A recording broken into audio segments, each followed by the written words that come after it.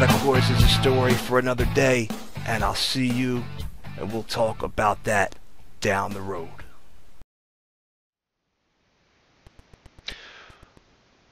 Welcome, wrestling fans. You got the show. Bill Schuyler here at One Wrestling's NXT News and Reviews. We're here for 11/11/15.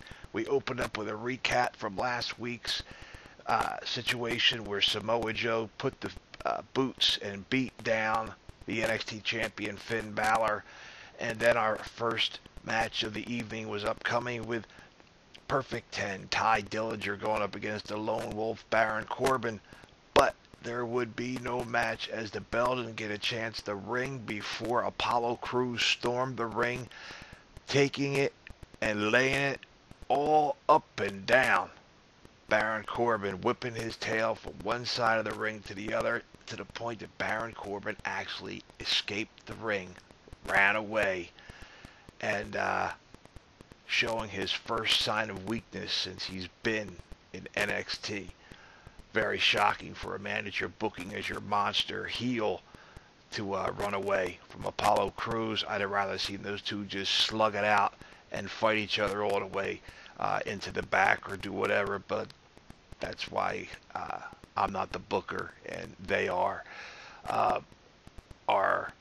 Then the following match would be a 6-person match. It'd be Bayley and the Hype Bros, Zack Ryder and Mojo Rawley, going up against the former tag team champions Blake and Murphy along with Alexa Bliss.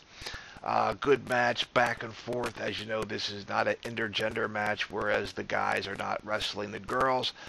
Frequent tags in and out. Mojo and Zack were really over with the crowd. Of course, Bayley is always over, and actually I believe she helped get the crowd over even more so for Mojo and Zack Ryder. Alexa Bliss at one point during the match got out of the ring, stole the title belt from Bayley, and took off backstage. Bayley would go chasing after her back to the rear of the stadium there, and the match would be won by the Hype Bros, Zack Ryder and Mojo Rawley. Why? Because Blake and Murphy, they're not hype, bro. They're not hype. Okay, yeah, you know, boom. You know, we had this is an ongoing thing, this team here. They're growing on me, but I don't know, they seem to be more maybe along the lines for kids, maybe more than anything else. But either way, Zack Ryder was always a good dude. I like him. I hope that they continue to succeed here in NXT. Apollo Crews gave a promo on Baron Corbin saying that basically if he wanted his attention, he's now got it. We then had Nia Jax going up against newcomer Deanna.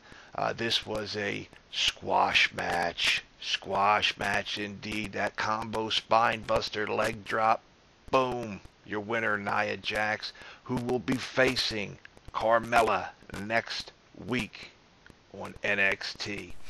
And then we had our main event of the evening, Tag Team Championship. The belts on the line, the VAUDEVILLIANS going up against Dash and Dawson. The Mechanics, if you will. That's right, I will continue to call these guys the Mechanics until NXT goes back to calling them who they were originally called. Either way, these guys have been together for 12 years on the indies, wrestling all throughout the Carolinas. This was a really solid match, old school tag. Dash and Dawson are just so on top of their game. Very much so, brainbuster-ish. The Horsemen, if you will. The VAUDEVILLIANS doing what they could do. Just didn't seem to have it in them to win tonight, and lose indeed is what occurred. English would be hurt. He would tag out, and then for whatever reason, Gotch tagged him back in. They took care of Gotch, throwing him out of the ring. Then they did the same thing they did to Big Cass, doing that stomp from the second rope onto his knee, smashing that out, and then putting it into an inverted figure 4, and the eventual tap out and submission, and your new tag team champions for NXT, Dash and Dawson. Yes, one of the greatest tag teams in the company today are our new NXT tag team champions. I am psyched. I am pumped. Because other than Jordan and Gable, these guys are the best. These four men are the best tag team wrestlers in the company, period. My opinion. We then were told that next week, the Ascension has indeed accepted the challenge, speaking of Jordan and Gable, and they will be going up against the longest reigning tag team champions in NXT history, the Ascension. And our main event next week will be the women's title match, Bayley, belt on the line, up against Alexa Bliss. Could this be Bayley's last week as champ? Time will tell. We'll tune in for this next week.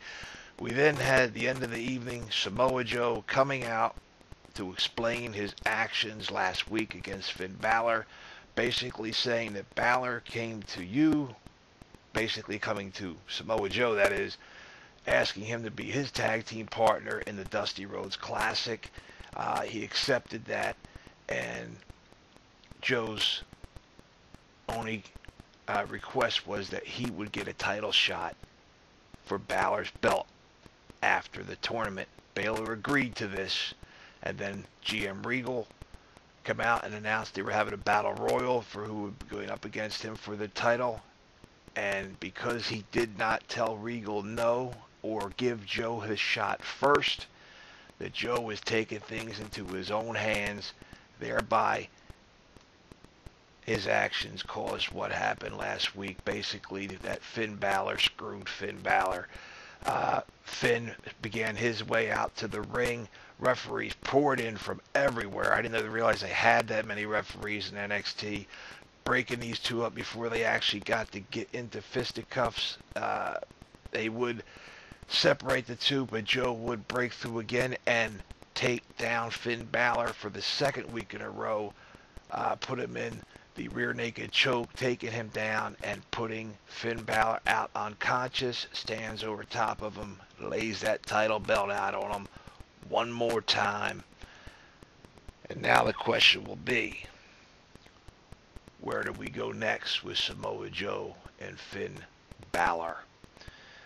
They didn't leave a lot up to that. Of course, it was too late in the evening to make a decision. I am figuring and hoping this is probably going to be TakeOver UK will be the title match for Joe and Finn Balor there in Finn Balor's neck of the woods, if you will. Other than that, this was it for NXT. It really was. It was a short and sweet episode. It had one of the absolutely fantastic tag team match for the titles. Basically, it was tag team night. You had the 6-man tag, you had the 2-man tag, you had squash match with Nia Jax, and then you had the no match between Dillinger and Baron Corbin with Apollo Crews coming out and attacking Baron Corbin. So I feel that we were a little lackluster, but they're building up storylines. They're working it. Creative is doing what they're supposed to do. This is the problem when you only have an hour show, but at least we're not there hitting 20-minute promos multiple times throughout the evening. With that, again, I am the show, Bill Schuyler. Follow me at You Got the Show on Twitter. Follow Bill Apter at Apter1 Wrestling, as this is all about OneWrestling.com, One Wrestling Video. Also, tune in every Saturday for the Big Slam Nation. That's for myself, Big Ray at Big Ray Show, Billy Ray Hustle. That's at Billy Ray Hustle. Fane Black at Fane Black. Pharaoh of Fancy. 8-Track Brown, the dirtiest in the city, and Professor Quintana, Prof, P-R-O-F, Hustle. And there, my friends, is the Big Slam Nation. This is going to be a good show this week. This is the anniversary of Eddie Guerrero's passing away. We're going to be talking about Eddie Guerrero. We're going to be talking about the WWE World Title Tournament that's going in line, and whatever else news may be breaking between now and then. As always, we give you the best each and every week. And with that, I'll see you down the road.